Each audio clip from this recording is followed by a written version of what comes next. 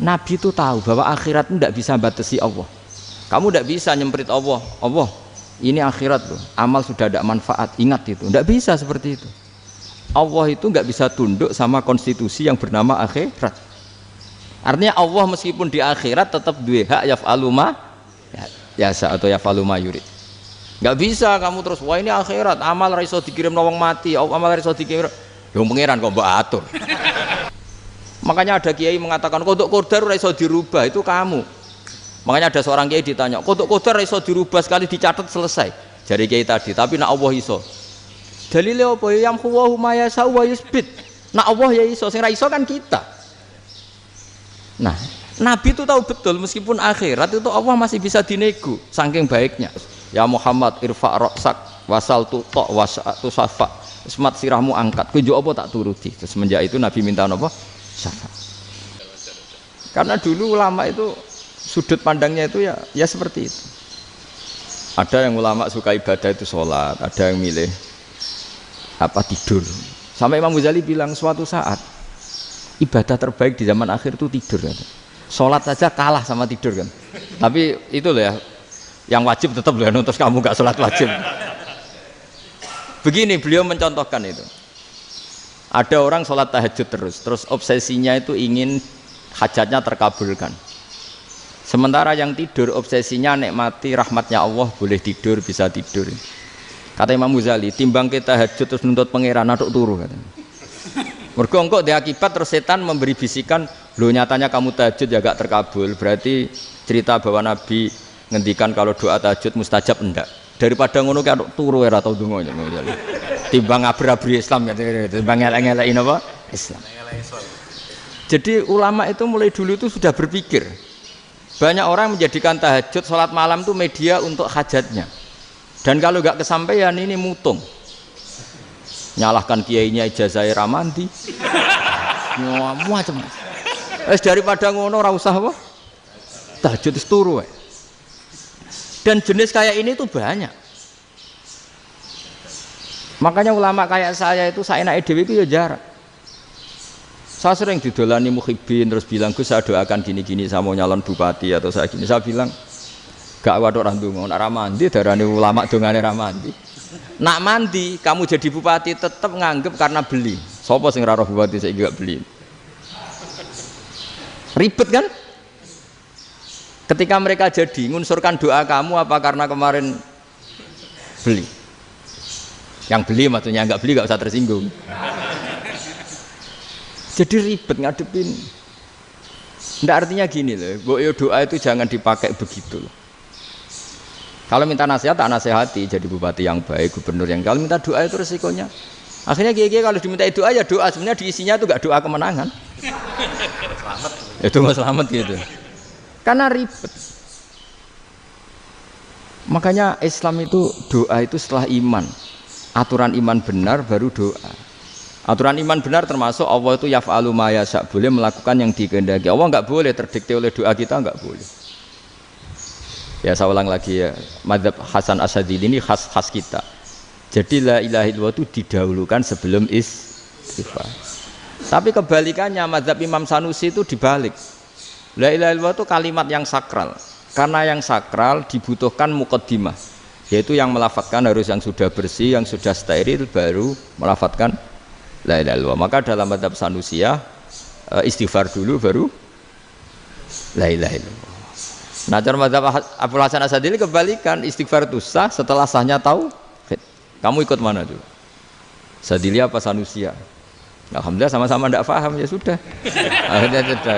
Ya saya nggak kemana-mana kan. Gitu. Jadi apa ya? Terus ini saya teruskan ini biar khas pesantren atau khas NU lah, kalau bahasa Pak Rektor khas NU. Ini Ben sampean tahu beberapa perbedaan itu lazim, halaman 24. Ya halaman 24 sama 25. Tak baca ini masih orisinil. An Sufyan bin Uyainah ini juga gurunya Imam Syafi'i. Kata Sufyan bin Uyainah beliau cerita, kana Isa wa Yahya alaihi masalam ya'tiyanil qaryah. Fayas'alu Isa an syirari ahliha. Was'alu Yahya an khiyari ahliha. Jadi Nabi Isa dan Nabi Yahya itu satu generasi, sama-sama masih muda. Kalau di satu kampung yang Nabi Yahya tanya, ini keluarga terbaik siapa? Saya mau nginap di situ karena kumpul orang baik itu nyaman. Kalau Nabi Isa kebalikan, keluarga terburuk mana ya? Saya tak di situ. Nah terus akhirnya faqala lahu Yahya, lima tanzilu ala syirarin nas. Kenapa kalau kamu bermalam kok malah kumpul orang-orang yang nakal? Innama ana tabibun udawil mardo. Saya ini nabi ibarat dokter. Di mana-mana dokter yang ngumpuli yang sakit, ngobati yang sakit. Makanya di NU itu ya banyak Kiai Jazab mengumpuli yang nakal-nakal. Nak tepak yang ngentas yang nakal, nak ora tepak ya katut. Ini adu nyali lah sudah gitu. Tapi itu ada ilmunya, yaitu niru Nabi siapa? Isa. Kalau kamu dokter penelitian tuh cari daerah yang banyak pandemi apa yang bersih? Yang banyak pandemi, karena yang namanya penelitian ya di situ kan. Kalau kamu dakwah ngentas kemiskinan, ke daerah miskin apa daerah kaya? Nah sama, kalau ngentas kefasikan ke daerah fasik apa daerah orang soleh? Fasik. Ya, tapi itu Nabi Isa. Nah kalau kamu tidak Nabi kan potensinya kan itu. Tapi setidaknya bahwa kita sering disalahkan karena punya beberapa tokoh yang ngancani fasik-fasik, itu sebenarnya ada dalilnya, yaitu Nabi siapa? Isa. Nah terus masalah tegas dan lunak. Ketika ada mahasiswa misalnya pacaran, boncengan lanang dan perempuan, itu pilihan kita apa? Kalau tegas, terus gak mau mendengar kita. Misalnya gini contoh gampang, tak beri contoh Pak D. Jangan orang tua, nanti secara fikih itu beda. Nah ini kan kita orang pesantren, nah, biasa ngaji fikih detail. Kamu Pak D seorang perempuan, mahasiswi misalnya, sering pacaran. Setiap ke situ sama pacarnya kamu diam saja. Padahal kamu dosen keislaman. Mesti pamanaan kamu nyimpulkan, ternyata pacaran itu tidak apa-apa. Buktinya Pak D itu tidak negur, menengahi. Ini berarti as-sukut alal mungkar. Tapi kebalikannya, Pak D ini terkenal keras. Nak rono mesti ada kuponaan. Akhirnya yura rono. Mesti ngerti nak mesti diamuk. Nah, dua orang ini sama-sama gagal kan? Yang lunak menjadikan ponaannya pacaran terus karena enggak negur sehingga dikira membolehkan. Sing keras juga gak sempat bina wong rono era wani. Akhirnya dua orang ini sama-sama enggak ketemu, sama-sama enggak berkesempatan membina kan? Gagal membina kan? Karena yang keras ponaannya enggak pernah situ, berarti enggak bisa bina kan? Yang lunak membiarkan berarti juga ada bina. Nah, Islam itu antara dua itu. Ya agak terlalu lunak, enggak terlalu keras. Karena kalau terlalu keras, misalnya ada kiai terlalu keras, lu masyarakat mau tanya itu gimana? Lari kan? Lu saya ini punya pengalaman pribadi. Saya ini kan kecelok orang alim. Itu kalau pernah ya saya itu berusaha ya pokoknya ya umumnya orang alim lah. Tenang, terus anteng, enggak gejlok-gejlokan. Itu enggak ada yang tanya. Saya mimpi ketemu beberapa ulama itu disalahkan. Terus umat saya kalau mau tanya itu ke siapa? Wong alim wis wibawa, meneng tambah banget wibawan. Bala Quran sering gojlok rektor macam-macam. Terus wong wanita kok, saya biasa ke pasar pandangan dicegot orang. Gus, putri saya itu sering keluar darah tapi melebihi batas haid gini-gini. Kalau badhe sowan jenengan, gak usah sowan ning kene mbek ngadeg-ngadegan. Terus tanya, yang haid berapa hari, Gus? Ya supaya rudat ilal adat. Adat sebelum dia punya penyakit istihadah itu berapa? 6 hari ya sudah, kembali 6 hari lainnya mustahadah, tetap sholat, tetap normal. Tapi kalau sawi bawa, moro pasar gue tasbih seduwilu. Iku mesti wong salaman njaluk donga yakin. Tapi baru kayak rada uraan ketemu wong-wong, dol pening ndi? Mak pening ndi? Gus beneran Gus ketemu jenengan kula wingi badhe tuwa kok. Akhirnya tanya. Dadi uraanku iku amdan. Lha nek sampean asli, iki asli uraan. Karena ndak uraan lah tetap ndak wibawa kan. Jadi baru kayak uraan itu ya banyak. Saya itu kalau ngantor di Jogja itu banyak orang yang tanya. Ya biasa tuh tanya macam-macam. Karena saya uraan. Ke pasar ya orang, bahkan di bis sering ketemu orang. Wah beneran Gus kalau badhe sowan jenengan badhe tanya ini. Ya sudah di sini aja. Jadi semua itu diilmoni. Nah, Nabi itu punya sisi yang dua-duanya jalan. Memang beliau luar biasa, dipilih Allah yang luar biasa. Nabi ketika wibawa itu banyak sahabat yang bahkan mengenali wajahnya aja tidak bisa. Ka'anna ala ru'usihim at-thair. Bayangannya seakan-akan di kepalanya itu ada burung yang takut terbang, saking antengnya. Tapi Nabi sekali mengeluarkan job, sekali santai, itu sahabat tanya itu sampai yang nggak pantas ditanyakan. Nabi saya tadi kumpul istri saya, tapi tidak inzal, itu wajib mandi ndak?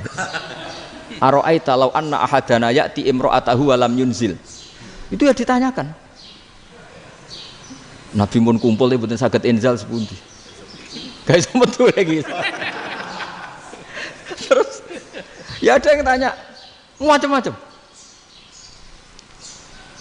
Ini saking ada sahabat dipanggil Nabi tambah lari, dipanggil lagi tambah lari. Panjenengan nyeluk, oh pas kula kumpul bojo kula. Lah kula kuwatir jenengan orang suci, saya belum mandi, makanya saya lari. Nabi ngendikan innamal mukmin thahir, ya nak masalah ketemu kiai ra apa-apa ijek junub. Sementing kok nak salat ya adus sik. Tapi Nabi sekali pakai madzahirul jalal, tapi pakai wibawanya, itu orang enggak berani ngomong. Tapi sekali Nabi rileks, itu orang bisa tanya apa saja, termasuk halal yang enggak pantas. Lalu ada sahabat itu tanya lucu, tanya Maimunah. Maimunah itu ya cantik tapi sudah agak tua lah. Maimunah, ya umal mukminin, hukumnya ngambung bojo pas Ramadan piye? Wah gak roh aku, gak tahu diambung kan Nabi pas Ramadan. Tanya Saudah, wah malah ngarah diambung. Kalau Saudah itu kan wis tuwa itu. Lucunya istrinya dia jawab, tanya Aisyah yang mungkin Nabi. Iya, yang mungkin tanya Aisyah. Itu yang usul ya istrinya Nabi Maimunah. Selalu Aisyah. Tanya Mbak Aisyah. Ya Amirul ya umal mukminin gini-gini. Aisyah yang cantik masih perawan kan. Qabbalani Rasulullah bahwa oh Nabi biasa ngambung-ngambung pas Ramadan dan beliau tetap puasa. Akhirnya fakih ngarang kan wa takbil fi Ramadan wa tublah la tubtilu shauma ngambung ora. Iku ya udah biasa di sini. Ya nasi bojone ayu. Ndak ini artinya seasik itu. Jadi garwane Nabi sing ngrasa rodok tuwa. Wah, aku ora tahu. Kok Aisyah. Serilek itu dulu itu. Maksudnya orang Islam pertentangan itu. Maksudnya ini ya balik semua ini bedanya orang pesantren sama orang kampus. Kalau orang kampus mau cerita agama itu rahmatan lil alamin, tapi nyontokno rileke ora iso. Agama itu rilek, tapi nyontokno rileke ora iso. Mergo ya rapati ngaji. Contohnya ora iso, dadi mau gawe kaidah kok Islam itu rahmatan.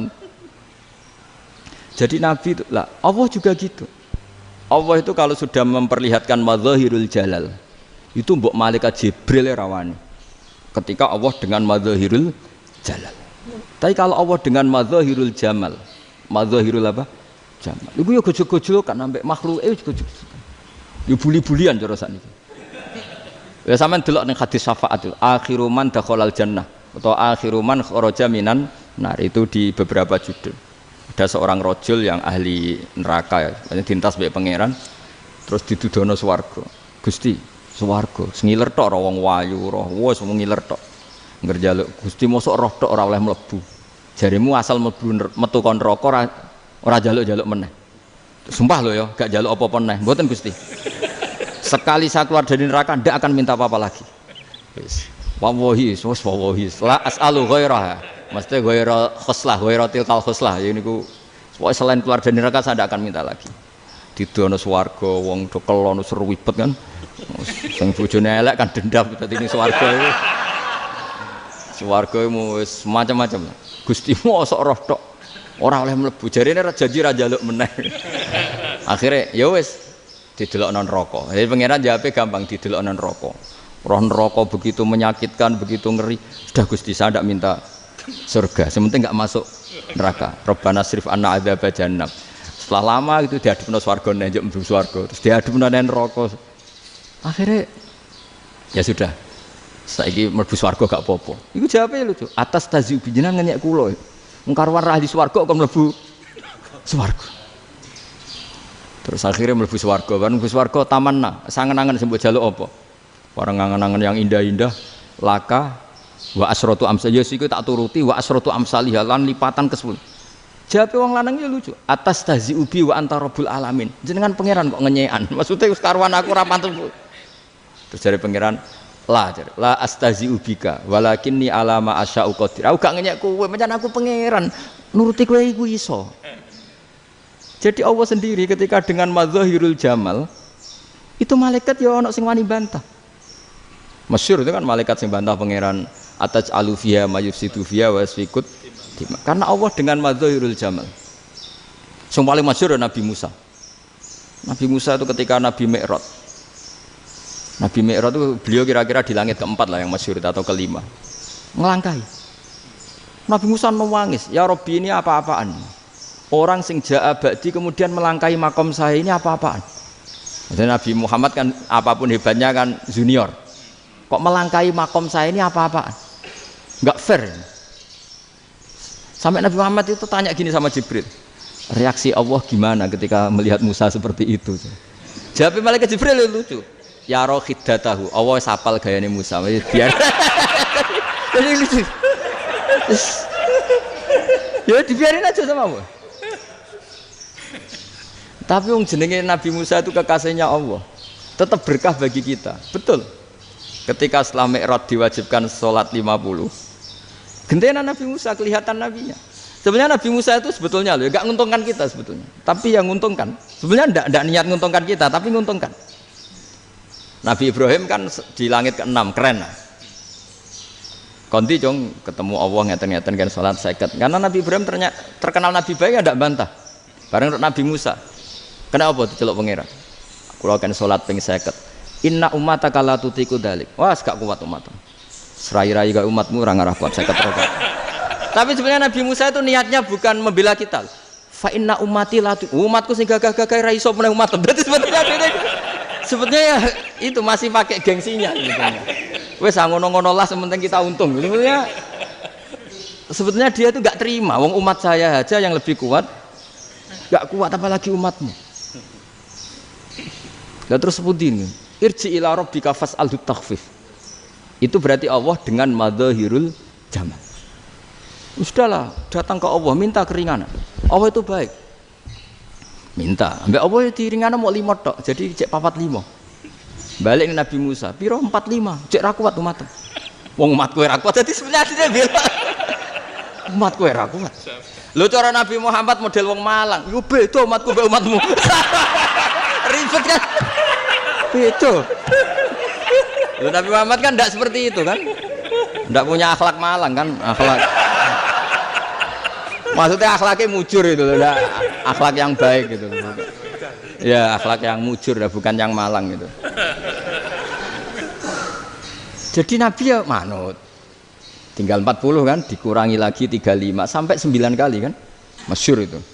Ya kan kalau dikurangi 55 kan berarti turun naik kan 9 kali. Lalu itu setelah 5 itu Nabi Musa aja usul, masih ragu. Itu cara Nabi munggah nentek. Ini entek ya. Terus iya doa tuntas betul. Sebebas. Terus munggah ado-ado lha opo? Ngapain itu? Akhirnya Nabi Muhammad sudah sampun ya kalimah Allah, saya ini malu sama Allah Musa. Sudah 9 kali dan diturutin terus. Jadi Allah kalau dengan madzahirul jamal itu Nabi Musa biasa nego sama Allah. Tapi ketika Allah dengan madzahirul jalal itu Nabi Musa enggak berani. Yaitu di hadisus syafa'ah. Hadisus syafa'ah ketika manusia datang ke Nabi Adam, ya'tuna Adam. Ya Adam anta abul basar ngene isfa'li ana inda rabbik. Kamu saya minta mensafaati kita. Nabi Musa, Nabi Adam inna rabbi qad ghadibal yawma ghadaban lam yaghdab qablahu mislah wa la yaghdab ba'dahu mislah. Ini Allah sedang murka besar dan tidak akan murka seperti ini lagi. Sudah saya tidak berani, nafsi. Nabi Ibrahim enggak, termasuk Nabi Musa ketika itu ya enggak berani. Karena Allah dengan madzahirul jalal. Itu Nabi Musa enggak berani. Sudah saya sendiri itu pernah salah. Yaitu saya membunuh seseorang yang enggak disuruh oleh Allah membunuh itu. Yang pas jotosi orang Kipti. Akhirnya datang ke Nabi Muhammad. Pas ke Nabi Muhammad Allah dengan madzahirul jamal. Apa dengan madzahirul jamal sampai Kanjeng Nabi ngendikan analah saya akan memintakan syafaat kalian. Terus fa ahmadu rabbi bima hamida allamaniha rabbi. Saya muji Allah dengan pujian-pujian yang orang lain tidak tahu, hanya saya yang diajari, kata Rasulullah. Nah di sini menurut banyak ulama termasuk kitab yang saya baca, kenapa Muhammad sebagian namanya Ahmadu? Itu dari af'al tafdil fa Muhammadun ahmadu min ghairihi. Muhammad Rasulullah itu kalau muji Allah di atas cara mujinya Nabi yang lain. Jadi Ahmadu bukan dari fi'il mudhari' lil mutakallim tapi dari af'al apa? Tafdil. Fa Muhammadun ahmadu min ghairihi. bahwa Kanjeng Nabi Muhammad SAW itu cara mujinya Allah di atas pujian para nabi. Makanya di sini Sayyid Ali Zainal Abidin kalau muji hamdal hamidin wa fauqa hamdil hamidin. Jadi pujian saya ini di atas rata-rata cara mereka apa? Memuji. Yaitu sirinya apa? Nabi itu tahu bahwa akhirat itu tidak bisa batasi Allah. Kamu tidak bisa nyemprit Allah. Allah, ini akhirat loh. Amal sudah tidak manfaat. Ingat itu. Tidak bisa seperti itu. Allah itu nggak bisa tunduk sama konstitusi yang bernama akhirat. Artinya Allah meskipun di akhirat tetap duwe hak yaf'alu ma yasa atau yaf'alu ma yurid. Nggak bisa kamu terus wah ini akhirat amal ra iso dikirim wong mati, amal ra iso dikirim. Ya pangeran kok mbok atur. Kalau kita yang mengirimkan tidak bisa, tapi kalau Allah tetap bisa. Makanya ada kiai mengatakan kodok qadar ora iso dirubah, itu kamu. Makanya ada seorang kiai ditanya, kodok qadar ora iso dirubah sekali dicatat selesai. Jadi kiai tadi, tapi nak Allah iso. Dalile apa ya yamhu ma yasha wa yusbit. Nak Allah ya iso, sing ra iso kan kita. Nah, Nabi itu tahu betul meskipun akhirat itu Allah masih bisa dinego saking baiknya.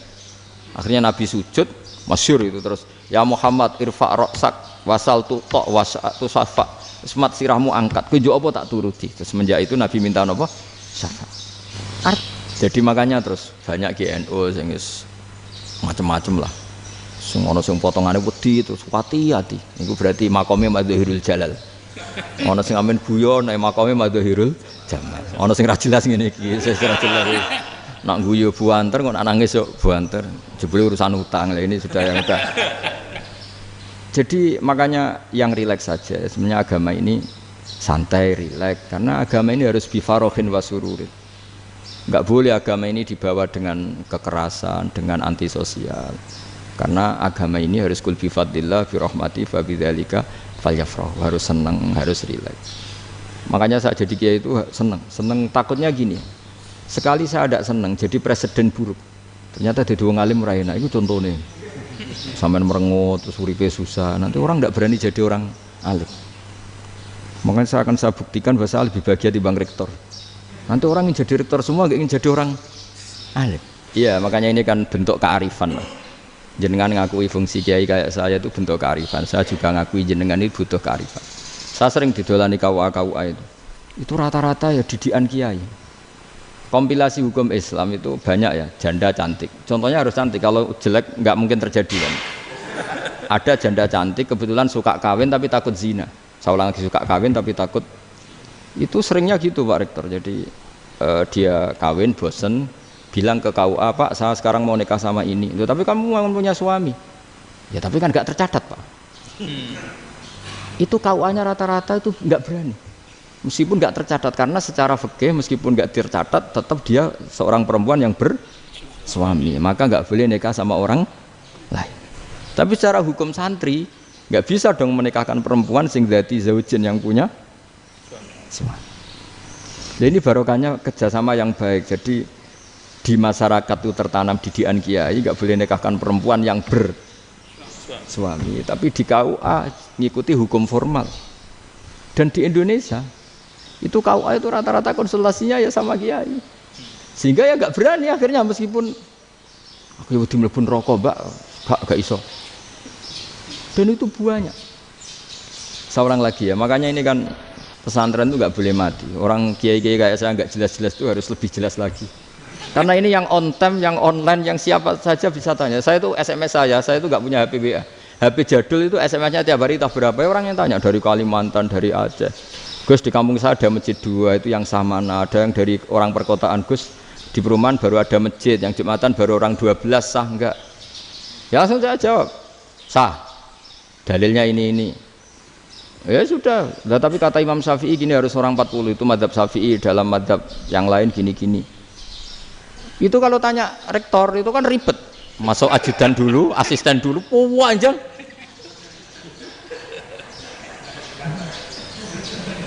Wah itu kan ribet kan? Manggil dosen dekan VAI dipanggil, dekan VAI nggak mau langsung jawab, cari dosen yang nekuni itu. Usul fikih saya nekuni itu baru seminar, nunggu dulu mbak ini orangnya baru. Panjang kan? Bisa tutup Islam kalau kesuwen. Coba kalau tanya kiai kan enggak ketemu di jalan. Dulu Mbah Zubair kata Mbah Mun, saya termasuk santri yang diapresiasi Mbah Mun. Dhisik Mbah Zubair ya ngono, anak nong takok wis sowan gak oleh. Gak takok ning kene ae. Jangan biasa ditanya orang ngadeg-adegan. Ya alhamdulillah ilmunya cukup, kalau gak cukup ya kok sik. Jadi sebetulnya orang sopan itu ya agak-agak ada yang ditutupi sebetulnya. Mboten prayogi teng dalan nginjang mawon matur. Ya sebetulnya ya sebenarnya memang ilmunya agak cukup gitu. Tapi itu sebenarnya secara fikih itu haram, menunda itu haram. Ya haram tuh, coba bayangkan ya, kalau tanyanya sekarang, Gus saya ini sudah keluar darah 1 bulan penuh, padahal normalnya hanya 6 hari. Saya nanti sholat enggak? Kalau nginjang mawon dugi kula, berarti kan hari ini belum ada keputusan. Sholat apa enggak kan? Tapi karena modus tadi, boten prayogi nggih ngendikan ngoten teng dalan nginjang tengen kula. Itu kemungkinannya 2, sopan atau goblok itu saja. Kayaknya kalau sopan enggak lah. Kayaknya enggak lah kata. Karena secara fikih itu jelas haram. Bagaimana mungkin sesuatu yang harus dipraktekkan nanti zuhur dijawab besok, berarti zuhur, asar sampai subuh belum ada jawaban, berarti nggak ada sholat kan? Makanya dibutuhkan orang-orang alim yang kultural seperti ini, dan NU menghormati kultural. Tapi Mbah Mun juga sangat menghormati Islam formal, karena tadi produk-produk formal itu bisa dilembagakan oleh negara, dan itu kita ikut untung. Makanya Mbah Mun itu kalau punya tamu KUA, punya tamu polisi sampai pejabat itu. Kenapa saya contohkan KUA? Supaya jangan kira seperti pendapat orang-orang hasud, wah mesti aja disolani presiden seneng, menteri seneng. Enggak juga, sebenarnya semua kiai itu mulai KUA sampai polisi, polsek, polres itu seneng semua, karena sama-sama diajak mengawal bangsa ini, diajak mengayomi semua masyarakat.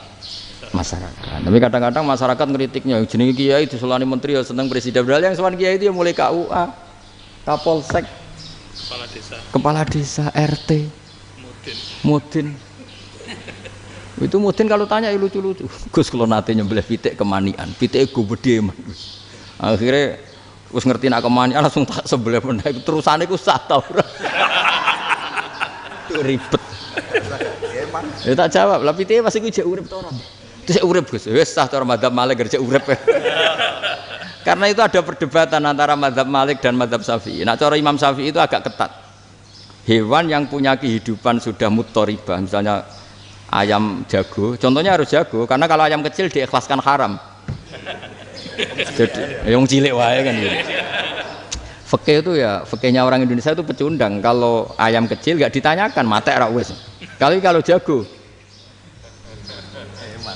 jago ditabrak truk kejet. Andai kan nggak disembelih pun mesti mati. Itu cara madzhab Syafi'i itu haram. Karena penyembelihan ini tidak menjadi penyebab kematian, tapi memang karena kecelakaan tadi. Tapi cara madzhab Imam Malik enggak. Andai kan enggak disembelih, matinya kan 2 menit lagi atau 1 menit lagi. Andai kan enggak disembelih, berarti mati sekarang itu bawaan besok apa bawaan kecelakaan?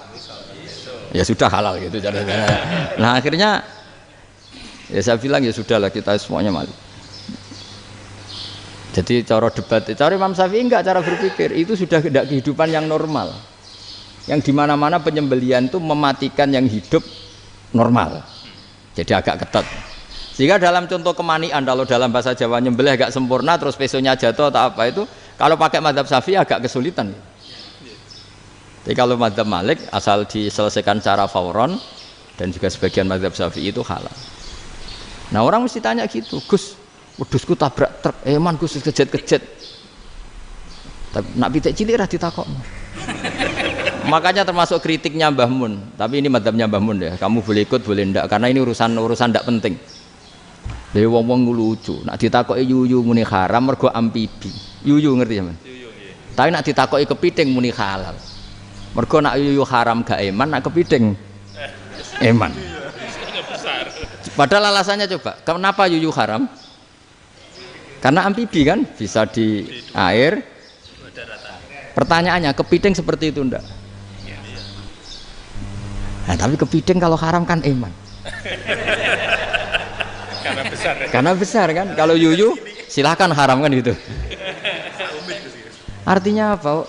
Fikih kita ini agak-agak pecundang gitu, agak-agak pertimbangan. Iya, ini lucu kan? Kualitatif. Coba alasannya yuyu haram karena apa? Amfibi kan? Hidup dua alam.